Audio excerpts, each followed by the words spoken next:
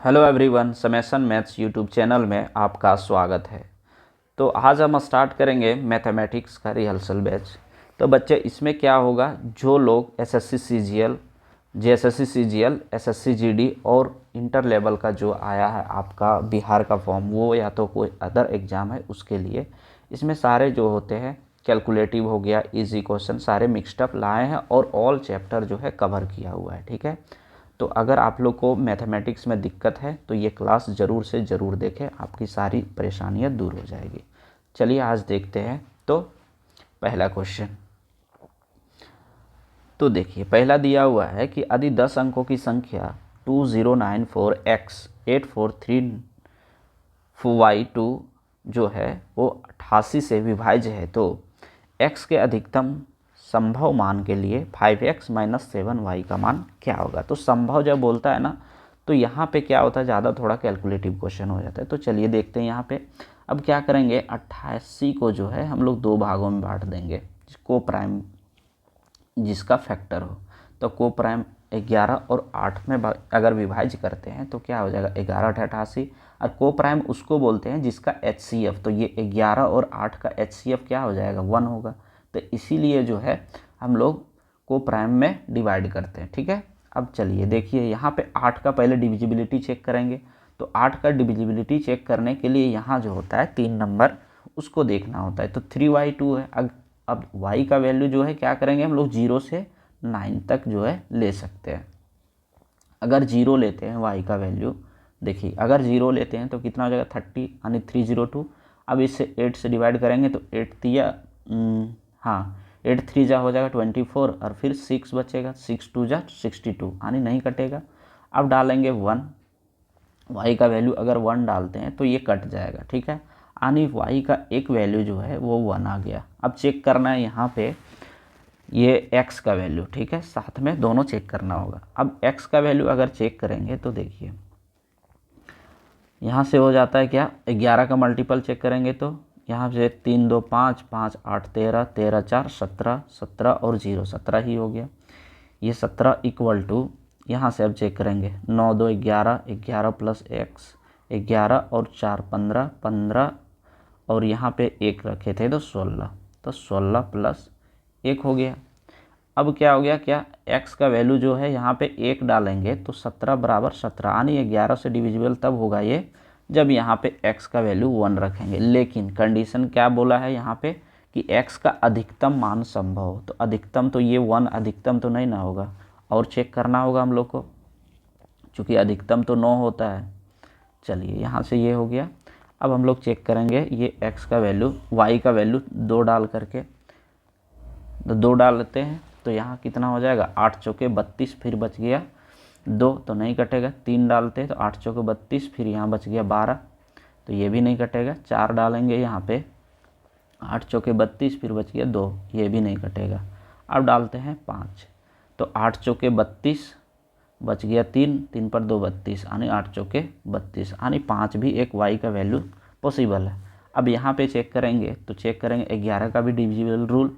तो यहाँ से 3 2 5 5 8 13 13 4 17 17 0, यानी 17 बराबर यहाँ पे अगर चेक करते हैं 9 2 11 11 प्लस x 11 4 15 15 और यहाँ y का वैल्यू 5 लिए थे, 15 और 5 20, 20 प्लस x हो गया।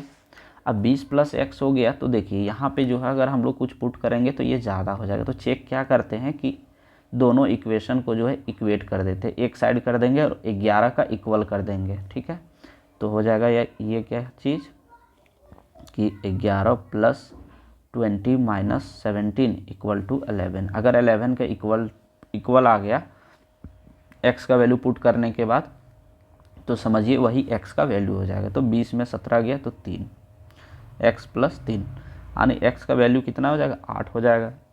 8 और 3 11, यानी ये एक वैल्यू संभव हो गया।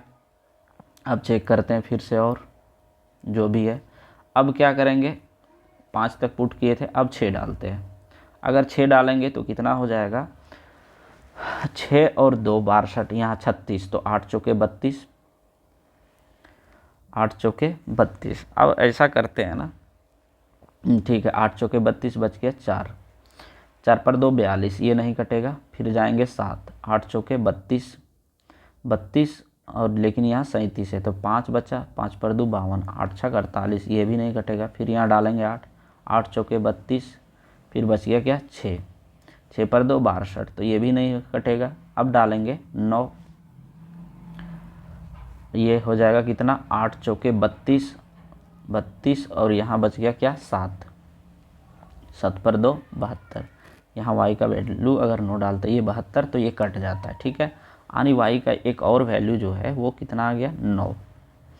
अब हम लोग यहाँ पे सॉल्व करते हैं। तो अगर यहाँ से ये 8 का अगर ये पेयर करते ऊपर से तो 17 आ रहा था, तो 17 इक्वल टू यहाँ से कितना आ जाएगा, ये y का वैल्यू यहाँ पे 9 है अभी, तो यहाँ हो जाएगा 9 2 11, 11 प्लस x, 11 4 15, 15 9 24 प्लस x, यहाँ भी वही करेंगे, यहाँ हो जाएगा x plus 24 minus 17 equal to 11। अब 24 में 17 जाएगा तो 7, x प्लस 7 इक्वल टू 11, तो यहाँ x का वैल्यू कितना डालेंगे 4, 4 और 7 11, यानी x का वैल्यू क्या डाल देंगे 4। तो यहाँ से एक चीज़ आप देख लीजिए कि 3 वैल्यू पॉसिबल है और इसमें बोला है कि x का वैल्यू जो है ग्रेटर लेना है यानी अधिकतम लेना है, तो एक ही वैल्यू यही पॉसिबल है, ये तो नहीं ले सकते, ये भी नहीं ले सकते। तो अब क्या बोल रहा है कि 5x माइनस 7y का वैल्यू क्या होगा, तो हो जाएगा यहाँ पे क्या 5 × 8 माइनस 7 × 5, तो 8 पचे 40 और 7 पचे 35, 40 माइनस 35 इक्वल टू 5, तो 5 जो होगा इसका करेक्ट उत्तर हो जाएगा, ठीक है। तो बच्चों इस तरह से जो है इसका उत्तर आ गया। देखिए इस तरह का क्वेश्चन से डरना नहीं है, प्रैक्टिस में अगर रहेगा तो ये जल्दी बन जाता है, ठीक है। और इसलिए इसको पूरी तरह समझाया ना, क्योंकि ये क्वेश्चन लगातार जो है एसएससी में आते ही रहता है, क्या पता जेएसएससी में पूछ दे या तो एसएससी जीडी में पूछ दे, ठीक है। चलिए देखते हैं नेक्स्ट। कंसेप्ट ऐसा सिखाएंगे कि ताकि कभी दिक्कत ना हो, बस सीखते जाना आप लोग को। यहाँ सीख लिए तो समझ लीजिए कि कोई भी एग्ज़ाम में है आपको दिक्कत नहीं होगा। चलिए देखते हैं नेक्स्ट क्वेश्चन। दो संख्याओं का लघुत्तम समापवर्तक यानी एलसीएम उनके महत्तम समापवर्तक एचसीएफ का 22 गुना है। यदि एक संख्या 132 है और एलसीएम और एचसीएफ का योग 276 है तो दूसरी संख्या क्या है। तो देखिए बोल क्या रहा है कि एलसीएम जो है वो एचसीएफ का 22 गुना है, तो एचसीएफ क्या मान लेते हैं, एचसीएफ को हम लोग x मान लेते हैं, तो एलसीएम कितना हो जाएगा 22x, ठीक है। अब बोल रहा है इसका योग जो है 276 है, तो इसका योग कितना हो जाएगा 23x, 23x का वैल्यू 276 हो गया। अब इसको हम लोग काटेंगे तो 23 से कम 23 और 23 दूना 46, यानी x का वैल्यू कितना आ गया 12, ठीक है 12 आ गया। बोल रहा है कि एक संख्या 132 है, तो क्या होता है ये into B equal to LCM into HCF, LCM into HCF, यही होता है फॉर्मूला एलसीएम इंटू एचसीएफ वाला जो भी होता है, ठीक है। तो यहाँ पे जो है एल ए का वैल्यू दिया हुआ है 132 और बी का आपसे पूछ रहा है इक्वल टू बी यानी अदर संख्या, ठीक। अब बोल रहा है एक्स का वैल्यू 12 यानी क्या हो जाएगा एचसीएफ जो होगा वो 12 और एलसीएम 22 है और एक्स के जगह पे 12 डालेंगे तो 12 × 12। अगर यहाँ पे अगर हम काटते तो 22 छक 32 से और 6 दूना 12, यानी बी का वैल्यू कितना हो जाएगा 12 दूना 24, तो इसका आंसर हो जाएगा 24, ठीक है। चलिए देखते हैं नेक्स्ट। दिया हुआ दो संख्याओं के लासा और मासा क्रमशः 90 और 15 है। यदि दोनों संख्याओं का योग जो है वो 75 है तो बड़ी संख्या क्या होगी। तो देखिए यहाँ पर भी वही रूल होगा, ये B into B equal to LCM into HCF.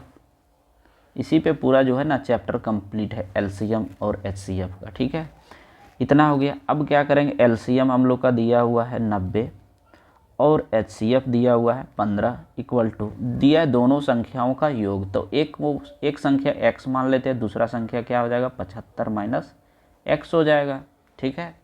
अब क्या करना है, यहाँ से आपको मल्टीप्लाई नहीं करना है, डायरेक्ट ऑप्शन पुट करना है। तो क्या आप ऑप्शन पुट करेंगे कि इस वैल्यू के इक्वल होगा, ठीक है। तो यहाँ पे देखिए यहाँ पे अगर 45 है, इसको पुट करके देखते हैं ऑप्शन 1 को। तो 45 अगर हम डालेंगे तो कितना हो जाएगा, ये यहाँ पे 75 में 45 30 चला हो जाएगा यहाँ पे, और x का वैल्यू कितना था, 45 था। 45 इंटू 30, यानी 45 को क्या लिख सकते हैं हम लोग, 15 तिया 45 और यहाँ पे 30 था, यानी 30 तिया 90 इंटू 15 यहाँ भी हो जा रहा है, यानी 45 जो होगा इसका x का वैल्यू हो जाएगा। तो 45 इसका करेक्ट उत्तर हो जाएगा। ठीक है, क्योंकि यहाँ वैल्यू क्या हो जा रहा है, सेटिस्फाइड कर जा रहा है। वैल्यू सेटिस्फाइड नहीं करता तो दूसरा ऑप्शन चेक करते हैं। ठीक है, चलिए देखते हैं नेक्स्ट। दिया है सुधा अपनी आय का 15% बचाती है, यदि उसका व्यय 20% बढ़ जाता है और बचत से 60% की वृद्धि होती है तो उसकी आय में कितना प्रतिशत की वृद्धि हुई। तो देखिए सुधा अपनी आय में 15% बचाती है, तो मान लेते हैं इसका आय जो है वो 100 है, 85 अगर खर्च करेगी तभी तो ये 15% बचेगा। ठीक है, अब बोल रहा है व्यय जो है वो 20% बढ़ जाता है, यानी ये जो है आपका ये बढ़ जा रहा है 20%, ये बढ़ा देती है। तो 85 का 20% कितना हो जाएगा, 85 दूना 17, यानी 8.5। ये देखिए बढ़ाते हैं इसको, 85 गुने 20/100 करते हैं तो 20 बचे 100 और 5 इंटू 17, यानी 17 बढ़ेगा। ठीक, तो यहाँ 17 बढ़ गया तो वही कर दे रहे थे, 85 दूना 170 और एक और जीरो था तो 170, 2 जीरो कटेगा, परसेंटेज है तो 2 जीरो वो हट जाएगा, तो 17 हो जा रहा था। चलिए अब इसको ऐड करेंगे तो कितना हो जाएगा, 102। ठीक है, अब बोल रहा है बचत में 60% की वृद्धि करता है। ये हो गया बचत, यहाँ पे इनकम लिख देते हैं, यहाँ पे एक्सपेंडिचर, ये हो गया आपका सेविंग। ठीक, अब 60% का 15 छक 90, यानी यहाँ पे जो है 60% का अगर ये वृद्धि करता है तो 9 रुपया इसका बढ़ता है, 15 9 24। तो इनकम बराबर क्या होता है, एक्सपेंडिचर प्लस सेविंग। ठीक है, अब यहाँ पे मेरा क्या हो जाएगा, 102 और 24 126 हो जाएगा, यानी 126 हो गया। इसका इनकम यहाँ से यहाँ बढ़ गया। अब बोल रहा है कितना प्रतिशत बढ़ा, तो 26/100 था पहले, तो 100 इंटू 100 यहाँ कट गया तो ये आ गया 26% जो होगा इसका इनकम में वृद्धि हो गया। ठीक है, चलिए देखते हैं नेक्स्ट। दिया है एक परीक्षा जिसमें पूर्णांक 500 था, ये को बी की तुलना में 25% अधिक अंक प्राप्त हुए, बी को सी की तुलना में 60% अधिक अंक प्राप्त हुए और सी को डी की तुलना में 20% कम अंक प्राप्त हुए। यदि ये को 80% अंक मिले हों तो डी को कितने प्रतिशत अंक मिले। ठीक, चलिए देखते हैं इसको। इसका पहले हम लोग रेशियो निकालेंगे। बोल रहा है ये को बी की तुलना में 25% अधिक अंक, यानी ये रेशियो बी कितना हो जाएगा, इसका 25 पचे 25 से ये 25 चौके 100। ठीक है, अब बोल रहा है बी और सी की तुलना में 60% अधिक अंक प्राप्त हुए, बी को सी की तुलना में, तो बी को 160 होगा और सी को 100 होगा। अगर वैसा होता है तो यहाँ पे क्या हो जाएगा आपका, बी और सी को जो है वो मिल जाएगा 8/5। फिर बोल रहा है सी और डी बोला है कि सी को डी की तुलना में 80% कम मिले, सी को डी की तुलना में 80% 20% कम मिले, यानी सी को 80 मिलेगा तो 20 चौके 80 और ये 20 बचे 100।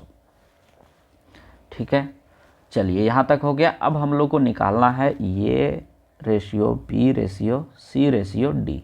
अगर ये निकल जाएगा तो फिर आपका उत्तर आ जाएगा। तो चलिए यहाँ पे क्या करेंगे ना कि हम सारे का वैल्यू निकालने के लिए एक उपाय लगाते हैं, करेंगे। यहाँ पे देखिए, यहाँ पे जो है 8 है बी का वैल्यू, यहाँ पे 4 है और यहाँ 8 है, तो यहाँ भी 8 करना होगा। तो क्या करेंगे, यहाँ 2 से मल्टीप्लाई कर देंगे तो 8 हो जाएगा। अब क्या हो रहा है कि यहाँ पे 4 है सी का वैल्यू और यहाँ पे जो है सी का वैल्यू 5 है, तो ये कोई उपाय नहीं है। तो करेंगे क्या कि यहाँ पे अगर 5 से मल्टीप्लाई करते हैं तो हो जाएगा 5 चौके 20, और यहाँ पे जो है अगर 4 से मल्टीप्लाई करते हैं तो यहाँ भी हो जाएगा 5 चौके 20। यानी 20-20 ये इक्वल हो जा रहा है। लेकिन यहाँ पे आपका क्या हो जाएगा, 8 चौके 32 हो जा रहा है बी का वैल्यू, और यहाँ 4 दूना 8 ही हो रहा है। तो इसको इक्वल करने के लिए क्या करेंगे, यहाँ पे 4 दूना 8, यहाँ भी 4 से मल्टीप्लाई कर देंगे। ठीक है, चलिए अब इसको सॉल्व करते हैं। 4 दूना 8 पचे 40, ठीक है, और यहाँ 4 दूना 8 चौके 32, बी का वैल्यू 32 आ गया। फिर यहाँ पे देखेंगे तो 8 चौके 32 रेशियो 4 पचे 20, और सी का 5 चौके 20 रेशियो 5 पचे 25। तो इस तरह से जो है आप इक्वेट करके वैल्यू फाइंड कर सकते हैं। अब देखिए ये का वैल्यू जो है वो 40 आ गया 40, और बी का आ गया 32, और सी का कितना आ गया 20, और डी का आ गया 25। अब बोल रहा है कि यदि ये को 80% अंक मिले, यानी 40 जो है वो 80 जो है 40% के बराबर है, यानी 40 का वैल्यू 80 बोल रहा है कि ये मिला। तो कितना मल्टीपल है, ये 2 गुना है। अगर ये 2 गुना है तो ये भी, अब पूछ क्या रहा है डी को कितना मिलेगा, तो डी को भी 2 गुना ही मिलेगा। तो 25 दूना 50, यानी इसको कितना प्रतिशत मिलेगा, 50%। तो ऑप्शन नंबर सी जो होगा इसका करेक्ट उत्तर हो जाएगा। ठीक है, चलिए देखते हैं नेक्स्ट क्वेश्चन। दिया 2 उम्मीदवार पी और क्यू ने एक चुनाव लड़ा। पंजीकृत मतदाताओं में से 70% मतदाता पी के समर्थक हैं। यदि पी के 60% समर्थकों और क्यू के 30% समर्थकों से उम्मीद की जाती है कि वे उम्मीदवार पी को वोट देंगे, तो कितने प्रतिशत पंजीकृत मतदाताओं से उम्मीदवार पी को वोट देने की उम्मीद है। तो चलिए सॉल्व करते हैं इसको। बोल रहा है टोटल तो वोट हम लोग मान के क्या चलेंगे, 100 चलेंगे। ठीक है, अब 100 में बोल रहा है कि 70% जो है वो किसको मिलने का उम्मीद है, ये है आपका पी को। तो बचा हुआ कौन करेगा, ये होगा आपका 30 जो होगा वो हो जाएगा क्यू का। ठीक है, कोई दिक्कत नहीं यहाँ तक।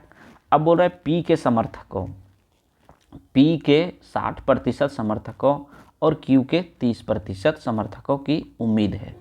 यानी लग रहा है लोगों को कि 70% लोग जो है पी का जो है मतदाता जो है वो लग रहा है कि 60% लोग जो है उसको वोट देगा। तो कितना हो जाएगा 70 का 60%, 70 का 60%, देखिए ये 2 जीरो कट गया, तो 7 छक 42। तो लग रहा है कि 70 में से जो है 42 लोग जो है इसको वोट देगा। ठीक है, और ये भी लग रहा है कि क्यू का जो 30% लोग हैं ना, उसमें से जो है 30% लोग जो है इसको वोट देने का उम्मीद है।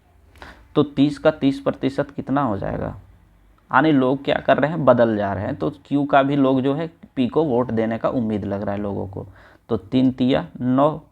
ठीक है, अब कितना, अब बोल रहा है कि तो उम्मीदवार पी को वोट देने की उम्मीद है। तो यहाँ 42 लोग देंगे और यहाँ पे 9 लोग, यानी 42 + 9 कितना हो जाएगा, 42 और 9 51। अब बोल क्या रहा है, प्रतिशत में पूछ रहा है क्या, कितने प्रतिशत, तो 51 होगा। कितना में से, 100 में से, तो 100 कर देंगे इंटू 100। तो 100 में से 100 गया तो कितना बचा, ये 51। तो 51% लोग जो है वोट देने की उम्मीद कर रहा है। ठीक है, चलिए देखते हैं नेक्स्ट। दिया है कि एक दुकानदार वस्तुओं का मूल्य इस तरह अंकित करता है कि अंकित मूल्य पर 28% की छूट देने पर उसे 12% का लाभ हो।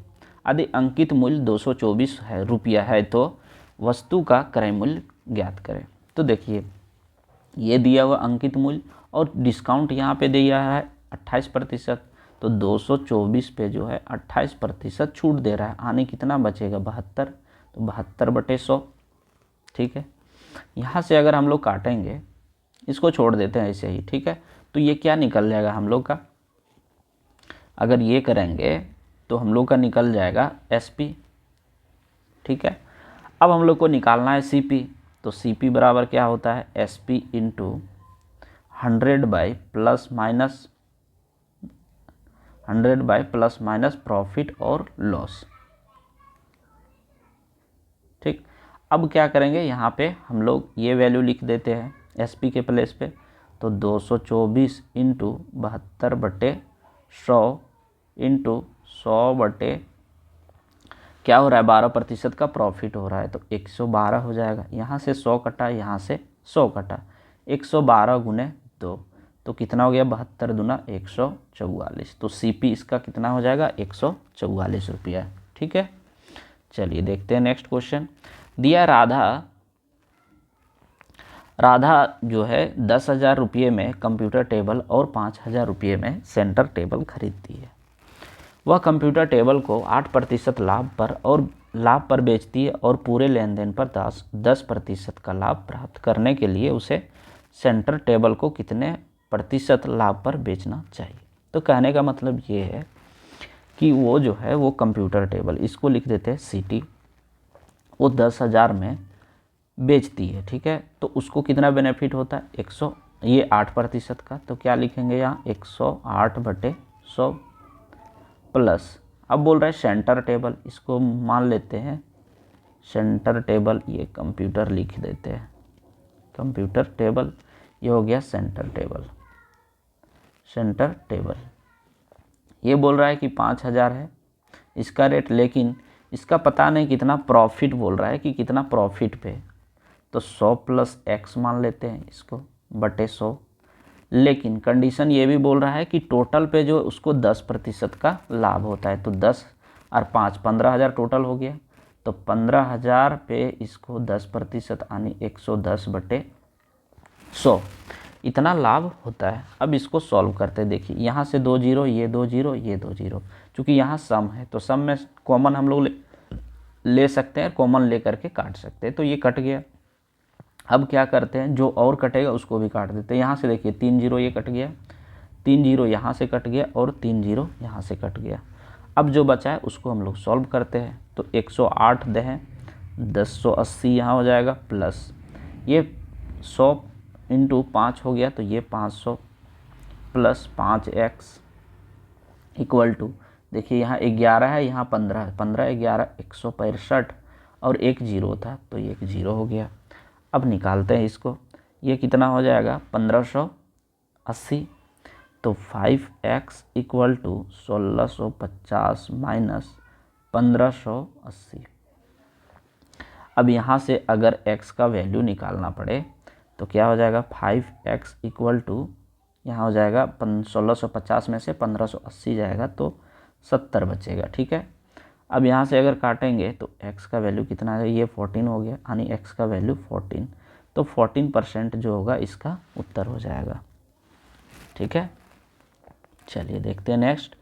दिया है कि एक दुकानदार किसी सामान को अंकित मूल्य पर 18% की छूट देने के बाद वो 492 रुपये में बेचता है। अगर उसने छूट को नहीं देता, कोई भी छूट नहीं देता, तो उसका लागत मूल्य 20% का लाभ होता, तो वस्तु का लागत मूल्य क्या है। तो इसको सॉल्व करते हैं हम लोग। दिया 18% का छूट देने के बाद। ठीक है, तो देखिए 492 हो गया,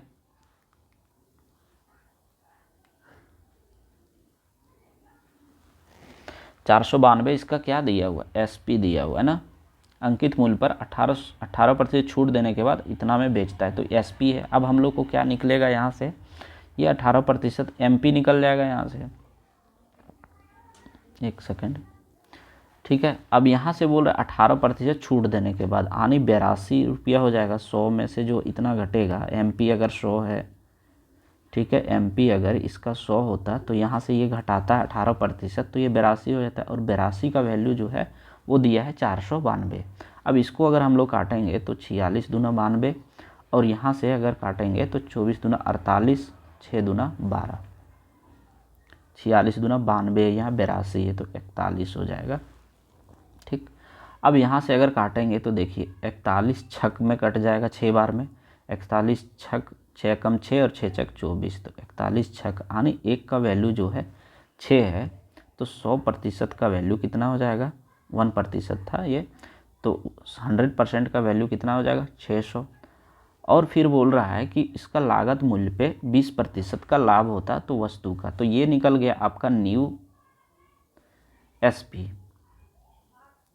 ठीक है, अब पूछ रहा है CP, तो CP पूछ रहा है तो क्या करेंगे, 600 × 100/120 कर देंगे, तो यहाँ से 120 बचे, और ये 5 × 100 तो ये हो गया 500, यानी 500 जो होगा इसका लागत मूल्य हो जाएगा। ठीक है, चलिए देखते हैं नेक्स्ट क्वेश्चन।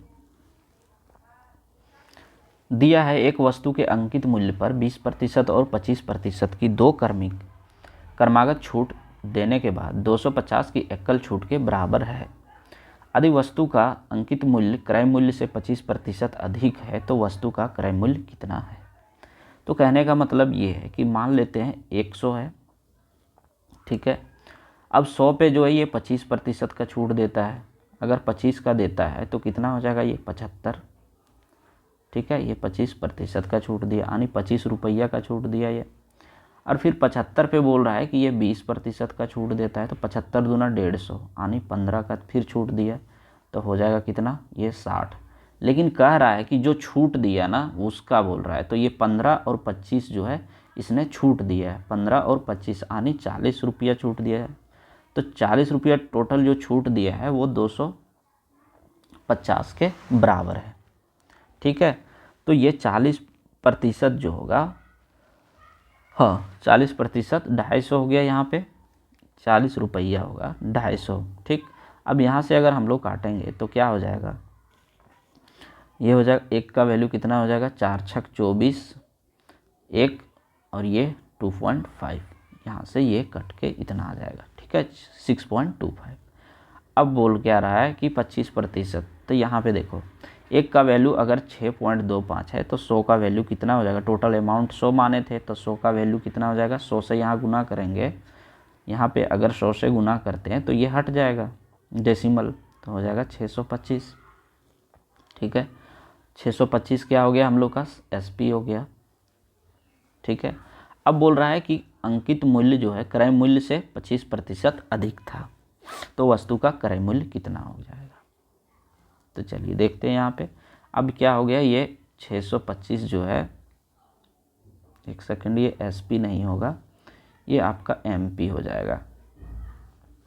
अब 625 पे बोल रहा है कि 25% का छूट देता, क्रय मूल्य पे 25 अधिक वो अंकित किया हुआ था ना, तो अधिक अंकित किया हुआ था तो 100/125 कर देंगे। तो यहाँ से अगर काटते हैं तो 25 से 125 बचे 625 और 5 × 100, तो ये हो जाएगा 500, यानी 500 जो होगा इसका सीपी हो जाएगा। ठीक है, यहाँ पे हो गया सीपी। क्लियर है, चलिए देखते हैं नेक्स्ट क्वेश्चन। दिया है 2 वर्ष, पहले 2 वर्ष के लिए, यहाँ पे 2 वर्ष के लिए साधारण ब्याज की दर 8% प्रति वर्ष, अगले 4 वर्ष के लिए यह 10% प्रति वर्ष और अगले 6 वर्ष के लिए अधिक की अवधि के लिए वह 12%, 6 वर्ष से अधिक के अवधि के लिए 12% प्रति वर्ष। यदि एक व्यक्ति को 9 वर्ष के बाद साधारण ब्याज के रूप में 18,358.60 मिलते हैं तो उसने कितने पैसे या रुपए में निवेश किया। तो देखिए यहाँ पे टोटल जो है ईयर वो 9 दिया है। अब पहला बोल रहा है कि 2 साल के लिए, तो 8 दूना 16, 2% के रेट से प्लस, ये परसेंटेज में होगा 16% प्लस, यहाँ पे फिर दिया है 4, तो 4 दे हैं 40% प्लस। देखिए ये 4 साल हो गया और ये 2 साल, 9 में से ये 6 हो गया टोटल, और ये यहाँ कितना था टोटल 9, अब बचा कितना 3 साल बचा है। तो ये 12% जो है ना वो 3 साल तक के लिए ही देगा। तो यहाँ कितना हो जाएगा, 12 तिया 36। ठीक, इसको नहीं देखना है, ये तो कंफ्यूज करने के लिए लैंग्वेज में देता है, यहाँ पे टोटल देखना है। ठीक, ये 36% हो गया। अब इसका वैल्यू जो दिया है वो 18,358.60 दिया है। अब इसको हम लोग जोड़ेंगे तो 36 और 16 हो जाएगा 52, 52 और 40 92% का वैल्यू दिया हुआ है 18,358.60। अब इसको अगर हम लोग काटते हैं तो कितना बार में काट सकते हैं, 4 बार में काट सकते हैं, तो 23 चौके 92। ठीक है, यहाँ से अगर हम लोग काटेंगे तो कितना हो जाएगा,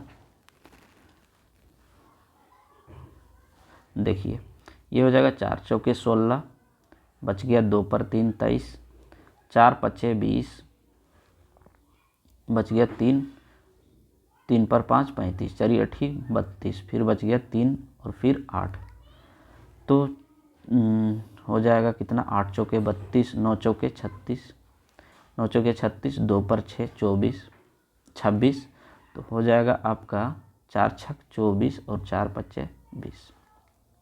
ठीक है, यहाँ तक जो है इतना आ गया ये कट करके, क्लियर है।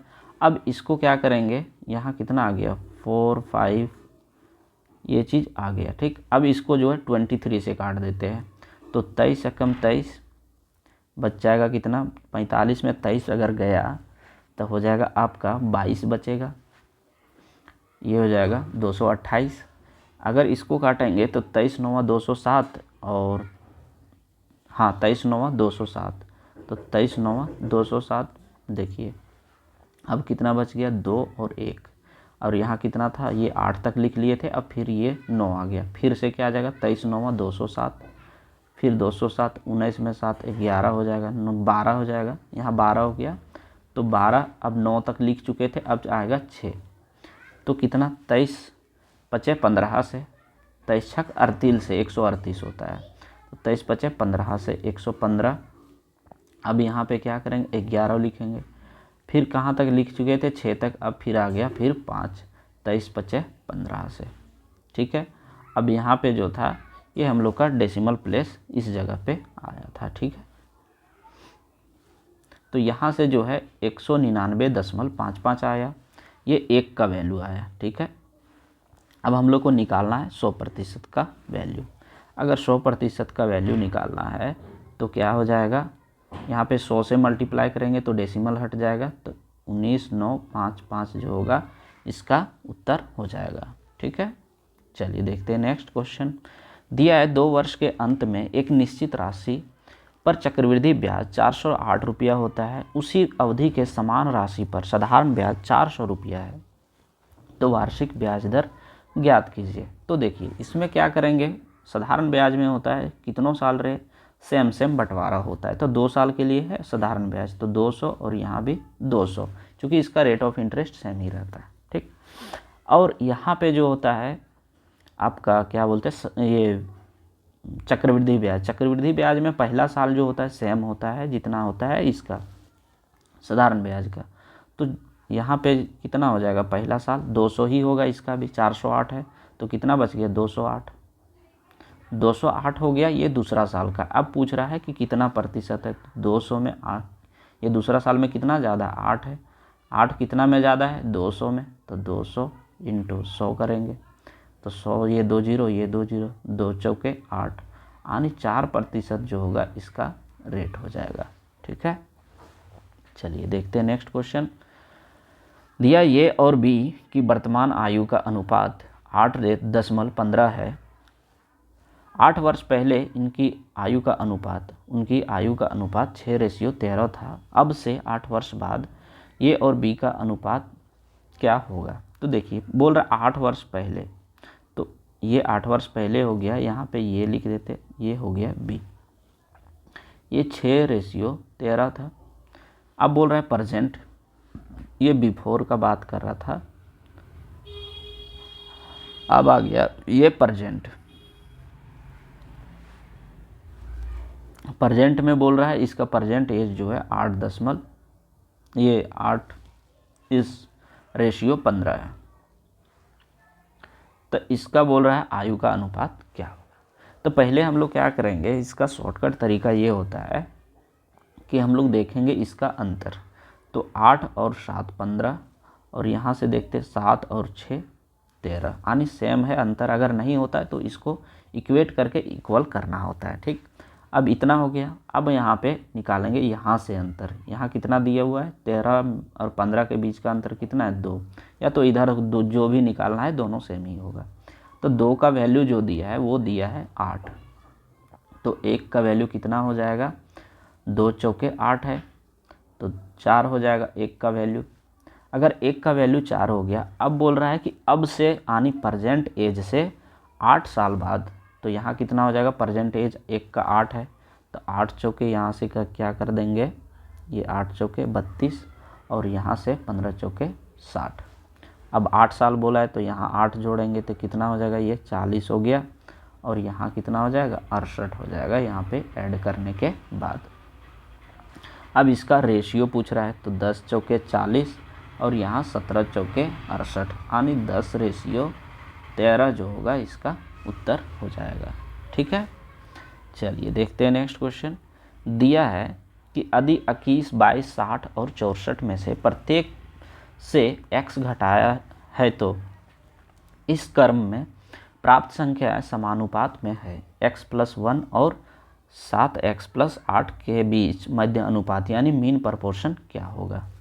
तो चलिए इसको सॉल्व करते हैं। इसको करना क्या होता है कि 21/22 इक्वल टू 60/64।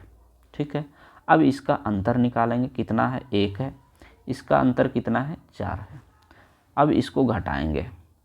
ठीक है, तो 4 में 1 जाएगा, यहाँ पे साइन दे देते हैं, 4 में 1 गया तो कितना हो गया, ये 3। अब क्या करेंगे कि 21 को जो है 4 से मल्टीप्लाई करेंगे तो 21 चौक 84। ये हो गया आपका शॉर्टकट तरीका। और जो होता है इसका जो फॉर्मल तरीका होता है वो भी बता देंगे। 21 चौक 84 हो गया, और यहाँ पे 1 था इसका, हाँ ये 21 चौक 84, और ये जो है 60 जो है 1 से मल्टीप्लाई होगा तो यहाँ -60 हो जाएगा। अब यहाँ पे क्या हो जाएगा, 3 का वैल्यू जो है ये 24 हो गया। घटाने के बाद यहाँ से अगर काटते हैं तो 3 8 जा 24। ठीक है, यानी 1 का वैल्यू कितना आ गया, 8 आ गया, यानी x का वैल्यू 8 आ गया। ठीक, 1 को जो है x के बराबर मानते हैं, क्योंकि बार बार x लिखना ठीक नहीं लगता है ना। तो देखिए यहाँ पे अनुपाती मीन प्रपोर्शन का फॉर्मूला क्या होता है, ये इंटू बी होता है। तो यहाँ पे क्या x+1 यानी 8 + 1 क्या हो जाएगा, 9 हो गया, इंटू दूसरा क्या हो जाएगा, 8 × 7 = 56 और 8 64 हो जाएगा। तो यहाँ से क्या निकाल देंगे हम लोग, स्क्वायर रूट, तो यहाँ हो जाएगा 3 और 64 का स्क्वायर रूट 8। तो यहाँ क्या हो जाएगा, ये 8 दिया 24, तो 24 जो होगा इसका करेक्ट उत्तर हो जाएगा।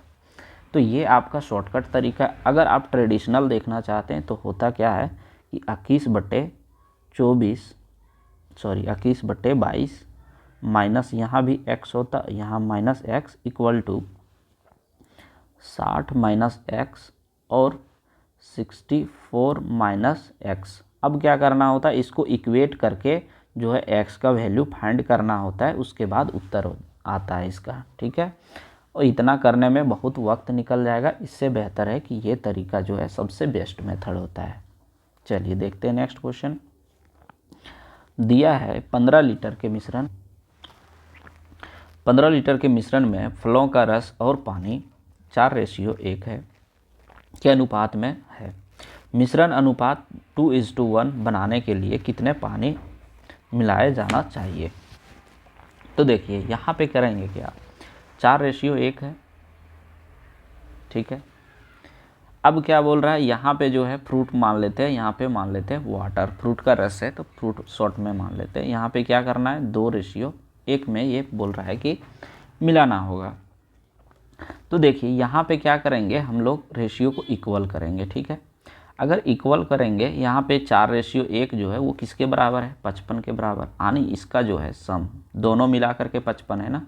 तो अगर 5 का वैल्यू कितना हो गया, यहाँ 5 मान लेते हैं, 5 का वैल्यू अगर 55 है तो 1 का कितना हो जाएगा, 11 होगा। तो यहाँ से क्या हो जाएगा, रेशियो जो होगा, एक सेकंड यहाँ पे खिच हो गया है, 11, हाँ ठीक है। यहाँ से क्या करते हैं, ये 44 और ये हो जाएगा 11। यहाँ फ्रूट हो गया आपका, और यहाँ पे क्या हो गया, वाटर। अब बोल रहा है 2:1 में इसको कन्वर्ट करना है। अब देखिए कि बोल रहा है पानी मिलाने को बोल रहा है ना, कितना पानी मिलाया है। तो जिसको मिलाया जाता है ना उसको जो है हम लोग अल्टर कर सकते हैं, लेकिन जिसको नहीं मिलाया जाता है उसको इक्वल करना होता है। तो देखिए फ्रूट का रस जो है उसको नहीं मिला रहे हैं तो इसको इक्वल करेंगे। तो अगर इक्वल हम करते हैं तो क्या करेंगे, यहाँ पे जो है 22 से मल्टीप्लाई करेंगे। अगर 22 से मल्टीप्लाई करते हैं इसको तो क्या हो जाएगा, 22 दूना 44, 22 दूना 44 हो गया। रेशियो ये क्या हो जाएगा, 22 से कम 22। तो देखिए ये फल का रस जो है दोनों इक्वल हो गया। अब हम लोग को मिलाना है, वो निकलेगा यहाँ से। तो देखिए 11 में 22 जाएगा तो कितना निकला 11, यानी 11 और ऐड करेंगे पानी तो मेरा जो है रेशियो 2:1 के अनुपात में बन जाएगा। ठीक है, तो 11 हो जाएगा इसका करेक्ट उत्तर। तो बच्चों यहाँ तक जो है ये 15 क्वेश्चन टोटल लाए हुए थे। उम्मीद है आप लोग को अच्छे से समझ में आ गया होगा। अगर सेशन अच्छा लगा हो तो फटाफट आप लोग शेयर करें और वीडियो को लाइक करें और चैनल को सब्सक्राइब करें।